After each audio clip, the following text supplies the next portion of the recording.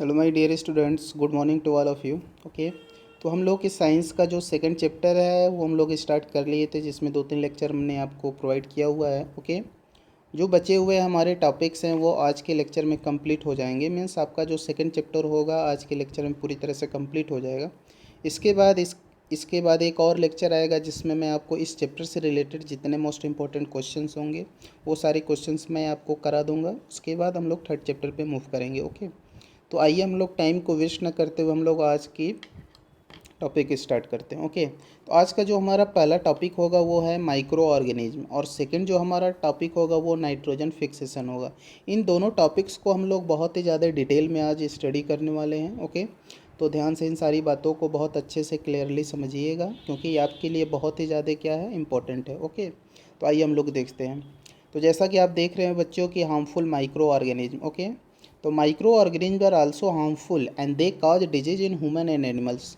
ये जो micro organism होते हैं ये हमारे लिए बहुत ज़्यादा हार्मफुल होते हैं। क्यों होते हैं? क्योंकि ये एनिमल्स एंड ह्यूमन इन दोनों के लिए बहुत तरह की बीमारियां ये क्रिएट करते हैं। Okay, those micro organisms are called pathogen. जिसका नाम क्या है, उस माइक्रो ऑर्गेनिज्म का क्या नाम क्या है? Pathogen. Okay, they can be bacteria, virus, fungi, protozoa etcetera. ये सारी हो सकती हैं। मतलब कुछ बीमारियां ऐसी होंगी, कुछ डिजीज ऐसी होंगी जो बैक्टीरिया के थ्रू होगा, कुछ ऐसी होंगी वायरस के थ्रू होगा, कुछ ऐसी होंगी फंजाई के थ्रू होगा, कुछ ऐसी बीमारियां होंगी जो हमें प्रोटोजोआ के थ्रू हो सकता है। ओके, तो इन सारी बातों को हम लोग one by one in detail में हम लोग स्टडी करने वाले हैं। ओके, इस टेबल के through some of the disease caused by micro organism are given in the table below. Okay, तो इस टेबल को बच्चों आप बहुत अच्छे से समझिएगा। ओके, इस लेक्चर को आप बिल्कुल ही स्किप करके न देखिए। ओके, बहुत अच्छे से केयरफुली आप वॉच करिए और समझते चले जाइएगा। ओके, आइए हम लोग देखते हैं।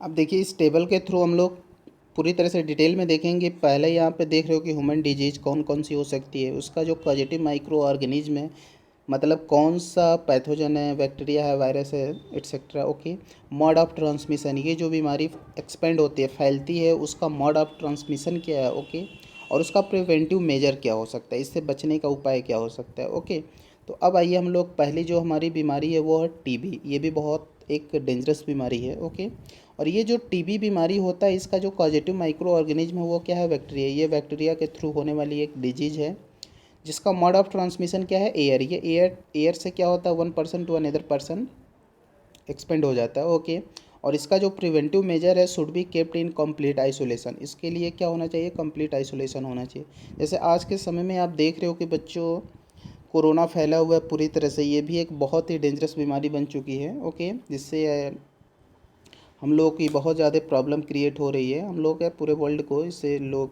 प्रभावित इफेक्टिव हैं। ओके, तो इसमें हो क्या रहा है कि ये जो आपका कोरोना है ये वायरस के थ्रू होने वाली एक बीमारी है। इसका जो मोड ऑफ ट्रांसमिशन है वो क्या है?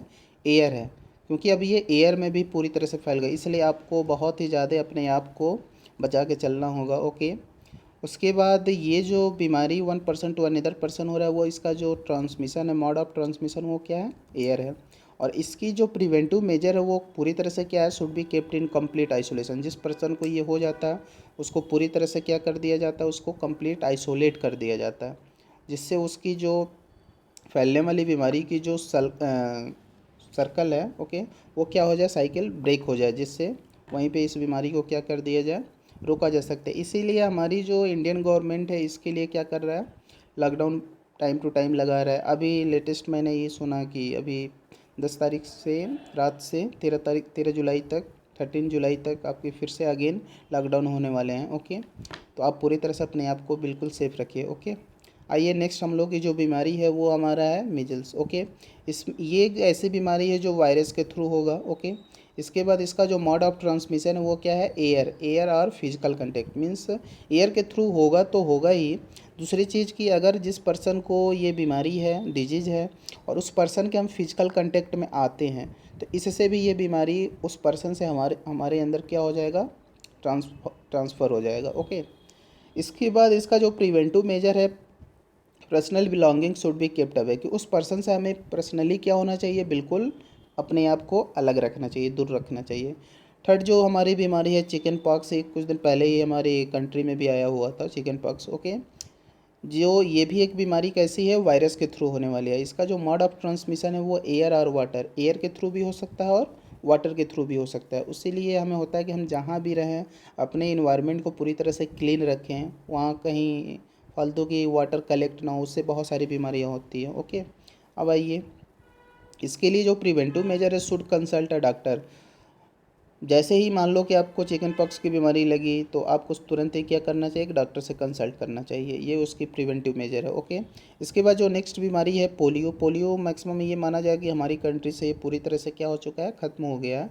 बाकी इसके अभी भी शायद वैक्सीन लगते होंगे। ओके, उसके बाद ये भी एक ऐसी बीमारी थी जो किससे होने वाली थी, वायरस के थ्रू होने वाली, और ये भी एयर और वाटर दोनों के थ्रू ट्रांसमिट होता है, 1% टू अनदर पर्सन। ओके, और इसके लिए भी वैक्सीन लगाया जाता था, आप लोगों को भी लगाया गया होगा, आप लोग बहुत अच्छे तरह से ये इस चीज़ को समझ रहे होंगे। ओके, मैं उम्मीद कर रहा हूँ। नेक्स्ट हमारी बीमारी है बच्चों कॉलरा। ओके, कॉलरा एक ऐसी बीमारी है जो बैक्टीरिया के थ्रू होने वाली बीमारी है। ओके, और इसमें होता क्या, mode of transmission, water of contaminated food. Water of contaminated food मतलब कि जैसे मान लो कि कुछ लोगों की ऐसी हैबिट्स होती है बच्चों कि वो मान लीजिए कि रात का बना हुआ भोजन जो होता है वो सुबह भी खाना पसंद करते हैं, कुछ ऐसे लोग होते हैं, मैंने देखा हुआ है। ओके, तो ऐसा हमें नहीं करना चाहिए, हमें बिल्कुल फ्रेश फूड खाना चाहिए। अगर मान लीजिए कि कंटेमिनेटेड फूड या कंटेमिनेटेड वाटर अगर हम लोग यूज कर रहे हैं तो इससे बहुत तरह की डिजीज हो जाएंगी, इसलिए आपको इन सारी बातों को अवॉइड करना चाहिए। ओके, इसके बाद देखिए इसका जो प्रिवेंटिव मेजर है, मेंटेनेंस ऑफ हाइजेनिकनेस। अब हम लोग के ये हाइजेनिकनेस क्या होनी चाहिए, स्ट्रांग होने चाहिए। जैसे अगर ये स्ट्रांग है, जैसे मान लो कि अभी कोरोना फैला हुआ है, तो यदि हमारा ये स्ट्रांग है तो कोरोना फिर हमारे ऊपर इफ़ेक्टिव नहीं होगा।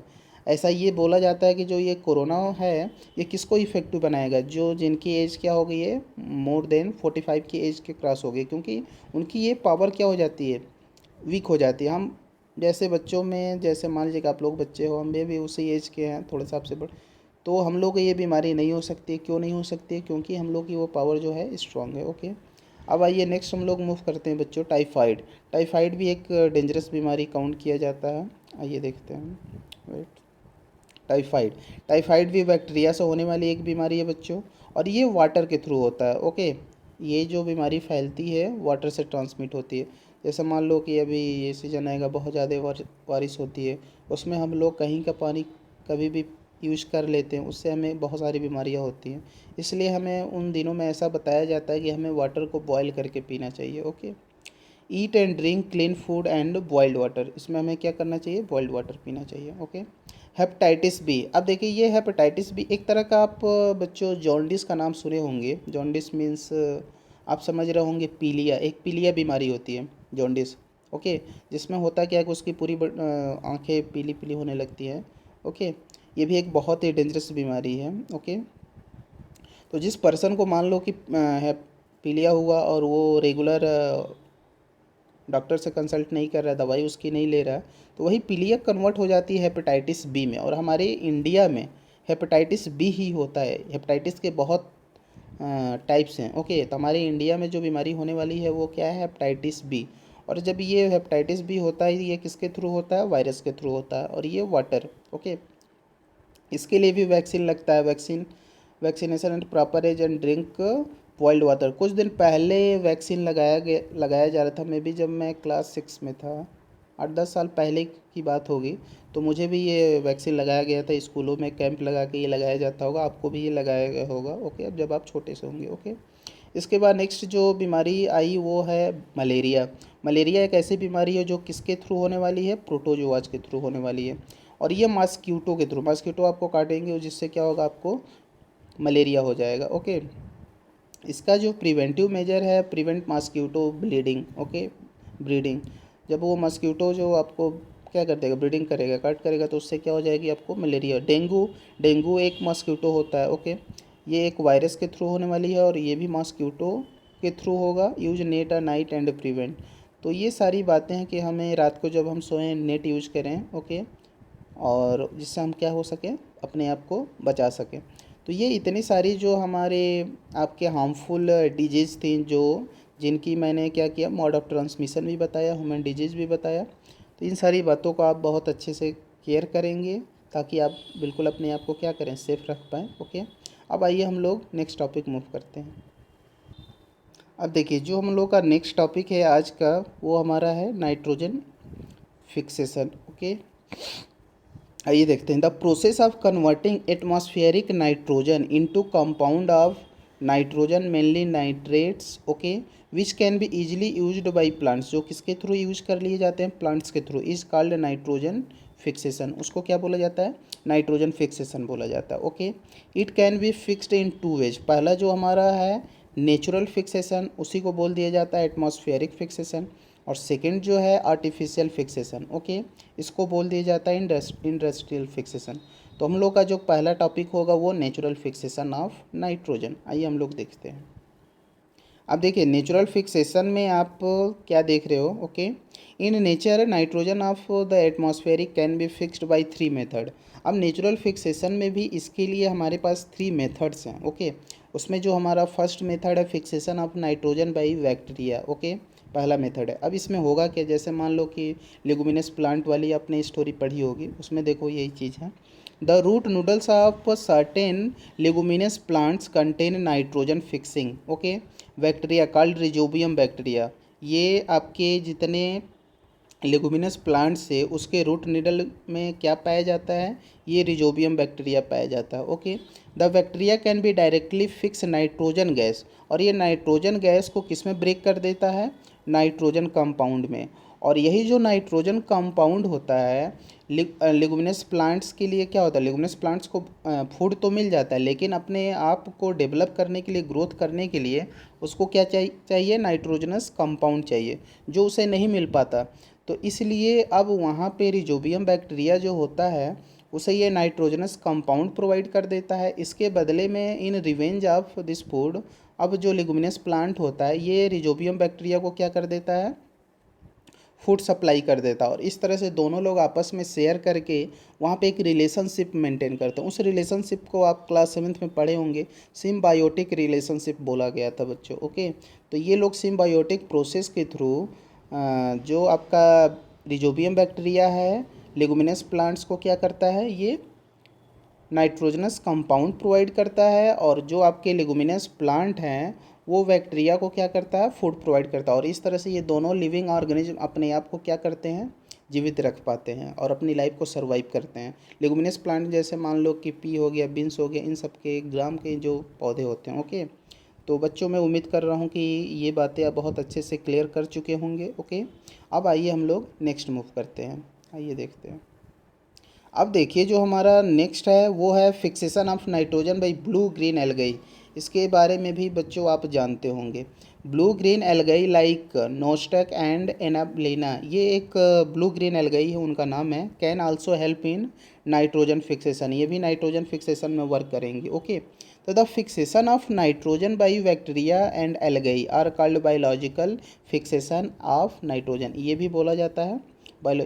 और इनमें भी जो बैक्टीरिया और एल्गाई है, इन दोनों के बीच भी क्या होता है, सिम्बायोटिक रिलेशनशिप होता है।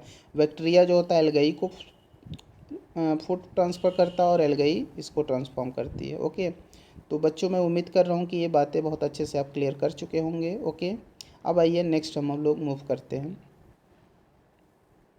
इसके लिए यदि बच्चों आपको और अच्छे से क्लियर करना होगा तो आप हमारे इसी चैनल पे क्लास 7th का मैं भी फर्स्ट या सेकंड चैप्टर में मैंने ये टॉपिक पढ़ाया हुआ है। ओके, उसमें आप लोग जाना, उसमें देखना, एक लेक्चर मैंने सिर्फ इंडिविजुअल सिम्बायोटिक रिलेशनशिप पे ही मैंने क्लास 7th में पढ़ाया हुआ है। ओके, उस टॉपिक को, उस लेक्चर को आप वॉच कर लेना, तो ये प्रोसेस आप पूरी तरह से कम्प्लीटली वॉच कर पाओगे, ये रिलेशनशिप कि सिम्बायोटिक रिलेशनशिप होती क्या, व्हाट इज़ सिम्बायोटिक रिलेशनशिप, या उसी में ये बातें मैं बताया हूँ व्हाट इज़ सिम्बायोसिस। ओके, अब आइए नेक्स्ट हम लोग मूव करते हैं। नेक्स्ट हमारे पास जो मेथड है fixation of nitrogen by lightning. अब लाइटिंग के थ्रू ये कैसे होगा ये देखते हैं।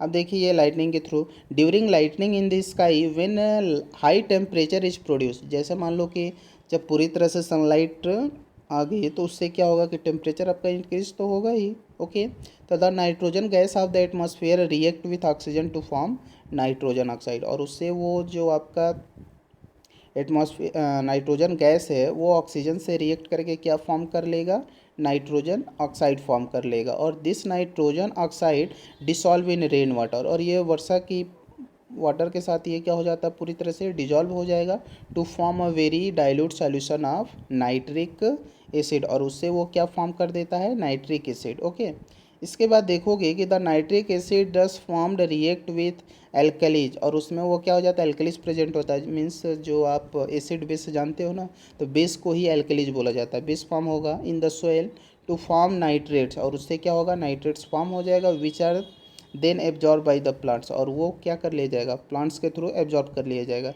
जितने यहाँ आपके हमारे प्लांट्स होते हैं उनको नाइट्रोजनस कंपाउंड उन्हें मिलना चाहिए सॉइल से। यदि उनको नाइट्रोजनस कंपाउंड नहीं मिलेगा तो वो अपने आप को एक अच्छे क्वांटिटी में क्या करेंगे, ग्रोथ डेवलप नहीं कर पाते हैं। तो उनको ग्रोथ करने के लिए उनको नाइट्रोजनस कंपाउंड का होना क्या है, बहुत ज़्यादा कंपलसरी है। तो इस तरह से ये 3 मेथड्स के थ्रू, वो नेचुरल मेथड के थ्रू वो अपने आप को क्या करते हैं, नेचुरल नाइट्रोजनस कंपाउंड वो लोग गेन करते हैं। अब कुछ ऐसे भी मेथड्स हैं जो आर्टिफिशियल होते हैं। ओके, आर्टिफिशियल तरीके से भी हम अपने प्लांट्स को नाइट्रोजनस कंपाउंड प्रोवाइड करते हैं। तो आइए हम लोग 1 बाई 1 करके देखते हैं कि वो कैसे किया जाता है। आइए, अब देखिए ये आर्टिफिशियल मेथड है। ओके, और आर्टिफिशियल मेथड में देखिए, artificial fixation of nitrogen. In this method the atmospheric nitrogen is made to combine with hydrogen gas to form ammonia, और वो जो प्रोसेस होता है उसको बोला गया था हैवर्स प्रोसेस। ये आप जैसे ही बड़े क्लासों में आओगे इस बात को बहुत डिटेल में आपको स्टडी करना है। ओके, दिस अमोनिया, और अमोनिया का जैसे मान लो कि फार्मूला पूछ दिया जाता है, आप याद रखना NH4 NH3 होता है, सॉरी NH3 जो होता है आपका अमोनिया होता है। ओके, अमोनिया का chemical formula NH3 can be oxidise to make nitrates or react with acid, और एसिड के साथ रिएक्ट करके वो क्या कर देगा, अमोनियम साल्ट बना लेगा। अमोनियम साल्ट का फार्मूला आप याद रखना NH4Cl। अमोनियम साल्ट का फार्मूला क्या होता है, NH4Cl, और अमोनिया का फार्मूला होगा NH3। Okay, the nitrates as well as ammonium salt contain fixed nitrogen are used as fertiliser, और वो किस फॉर्म में यूज़ कर लिया जाता है, फर्टिलाइज़र के फॉर्म में यूज़ कर लिया जाता है। तो बच्चों मैं उम्मीद कर रहा हूँ कि ये बातें आप समझ गए होंगे और ये केमिकल फार्मूला आप लिख लेंगे। ओके, अब आइए हम लोग नेक्स्ट मूव करते हैं। अब आइए बच्चों, इस डायग्राम के थ्रू आप समझने की कोशिश करो। ओके, जैसा कि आप देख रहे हो कि एटमॉस्फेरिक नाइट्रोजन ये कैसे होता है। तो अभी आपने देखा था एक तरीका लाइटनिंग फिक्स नाइट्रोजन। ओके, जब ड्यूरिंग डे टाइम जब टेम्परेचर इंक्रीज होगा तो ये लाइटनिंग फिक्स नाइट्रोजन जो करेगा क्या है कि ये compounds of nitrogen in the soil ये फॉर्म कर देगा। ओके, इसके बाद दूसरी तरीका यहीं से देखते चलो कि सम बैक्टीरियाज जैसे blue green algae fix atmospheric nitrogen ये भी करते हैं। उसके बाद उसमें बैक्टीरिया करता क्या है कि bacteria convert atmospheric nitrogen into nitrogen compound, और फिर ये सोयल को प्रोवाइड कर देगा। इसके बाद आपको ये समझना है कि जब ये सोयल को मिल जाएगा तो अब सोयल ये किसको ट्रांसफॉर्म कर देता है, प्लांट्स को। प्लांट्स वो नाइट्रोजन को सोयल से क्या कर लेता है, एब्जॉर्ब कर लेता है, और एब्जॉर्ब करने के बाद उसी प्लांट्स को कौन खाता है, एनिमल्स ईट प्लांट, एनिमल्स उसको ईट करेंगे। उसके बाद जब खाएंगे तो उनको भी nitrogenous waste from excretion and death, जिससे क्या होता है, बहुत ज़्यादा अगर ऐसा करते हैं तो होता फिर वो आके फिर किस में मिल जाएंगे, इसी में। ओके, इसके बाद ये जो आपका कंपाउंड है ये फिर bacteria release nitrogen form compound of nitrogen into atmosphere, फिर वो एटमॉस्फेयर में वो रिलीज करेगा, और रिलीज करने के बाद फिर वो कहाँ चलाएगा, एटमॉस्फेरिक में। ओके, तो इस डायग्राम को आप अपनी कॉपी में बना लीजिएगा और समझ लीजिएगा। ओके, अब आइए नेक्स्ट हम लोग मूव करते हैं। अब आइए देखते हैं कि इस नाइट्रोजन साइकिल ये कैसे होता है। ओके, आइए इसको हम लोग समझते हैं नाइट्रोजन साइकिल को। तो the circulation of nitrogen through the living, एक सेकेंड बच्चों, देखिए, the circulation of nitrogen through the living and non living components of biosphere. Okay, air soil water plants and animal. Okay, is called nitrogen cycle, उसको क्या बोला जाता है, nitrogen cycle बोला जाएगा। और ये नाइट्रोजन साइकिल क्या करेगी, nitrogen cycle maintain the percentage of nitrogen okay in the atmosphere more or less at constant. Okay, तो मैं उम्मीद कर रहा हूँ कि ये उसको मेंटेन करता है। ओके, तो आइए हम लोग नेक्स्ट मूव करते हैं। आइए उस स्टेप्स को देख लेते हैं कि कैसे ये प्रोसेस कंप्लीट होता है। Steps involve in nitrogen cycle, कौन कौन से स्टेप होते हैं? तो the atmospheric nitrogen is fixed into nitrogen compound like nitrates by rhizobium bacterias, blue green algae and lightning. इन 3 प्रोसेस के थ्रू क्या कर लिया जाता है? एटमॉस्फेरिक नाइट्रोजन को फिक्स किया जाता है, नाइट्रोजन फिक्सेशन किया जाता है, और इंडस्ट्रियल फिक्सेशन उसको बोला जाता है। ओके। सेकेंड स्टेप है द प्लांट्स एब्जॉर्ब नाइट्रेट्स, और वो जो प्लांट्स होता है उस नाइट्रेट को ऑब्जॉर्व कर लेगा compounds from the soil, soil से, एंड वाटर, वाटर को और कन्वर्ट कर देगा किसमें? प्लांट्स प्रोटीन में। वो प्लांट्स प्रोटीन में क्या कर देता है? कन्वर्ट कर देता है। ये नेक्स्ट हम लोग अब देखिए जो हम लोग का थर्ड स्टेप है the plants are eaten up by animal, और उसी प्लांट्स को किसके थ्रू ईट किया कर लिया जाता है? एनिमल्स के थ्रू। And this plants protein are used for making animals protein, और इस तरह से वो जो प्लांट्स प्रोटीन्स होता है वो किसके लिए यूज कर लिया जाता है? मेकिंग एनिमल प्रोटीन के लिए यूज कर लिया जाता है। Okay. When the plants and animal die, bacteria and fungi present in the soil decompose, और जब वही एनिमल्स क्या कर जाता है, वही प्लांट्स या एनिमल जब डेड कर जाता है तो उसी प्लांट्स एंड एनिमल को कौन ईट करता है? तो bacteria and fungi present in the soil, वो उसे खाती हैं और डिकम्पोज कर देंगी the proteins of dead plants and animal into ammonia. This process is called ammonification. इसको क्या बोला जाता है? अमोनिफिकेशन बोला जाता है। इस चीज़ को आप याद रखेंगे बच्चों। ओके। अब आइए नेक्स्ट। अमोनिया दस फॉर्म्ड, एक सेकेंड, अमोनिया दस formed is converted into nitrates, और वो अमोनिया जो होगा फिर किस में कन्वर्ट हो जाता है? नाइट्रेट्स में कन्वर्ट हो जाएगा। Okay. And then nitrates by action of nitrosomonas and nitrobacter bacteria respectively, ये 2 बैक्टीरियाज हैं, इनको क्या करेगा? यूज करेगा। The process is called nitrification. उस प्रोसेस को क्या बोला जाता है? नाइट्रिफिकेशन बोला जाता है। इसको भी आप लर्न रखेंगे। ओके। अब आइए नेक्स्ट देख लेते हैं। The soil contains denarifying bacteria called Pseudomonas which convert nitrates form of nitrogen into free nitrogen which goes back into the soil। आइए ना एक सेकेंड, हाँ देखिए यहाँ से स्टार्ट करना था फिर से। The soil contains denarifying bacteria called Pseudomonas which convert nitrates from nitrogen into free nitrogen which goes back into the atmosphere। This process is called denitrification. Okay. इसको भी आप अपनी कॉपी में नोट करेंगे और लर्न करेंगे। तो बच्चों आज का लेक्चर मैं यहीं पे एंड करता हूँ। ओके। और जहाँ पे भी आपको कोई प्रॉब्लम आ रही है उन सारी बातों को आप मुझे बताएं, कमेंट में करें, कमेंट करके मुझे बताएं। ओके। इसके बाद जो लोग इस चैनल पे नए हैं, अभी वो सब्सक्राइब नहीं किए हुए हैं, तो प्लीज़ वो चैनल को सब्सक्राइब करें जिससे उनको इमीडिएट ये नोटिफिकेशन मिलती रहे। ओके। और दूसरी चीज़, इसके बाद जो हमारा इसी चैप्टर से रिलेटेड जो हमारा नेक्स्ट लेक्चर होगा वो यहीं पे आपका सिलेबस तो कंप्लीट हो गया, बट जो नेक्स्ट लेक्चर होगा उसमें मैं आपको मोस्ट इम्पॉर्टेंट क्वेश्चंस बताने वाला हूँ। ओके। तो आप इसे अच्छे से कंप्लीट कर लीजिएगा और अपनी कॉपी में कंप्लीट इसे करके रखिएगा। ओके। तो मैं 4th लेक्चर मैं किसी दिन आपको प्रोवाइड करता हूँ 1-2 दिन के अंदर। ओके। तो इसी बातों के साथ मैं आज का लेक्चर मैं यहीं पे एंड करता हूँ। Okay bye, thank you, take care.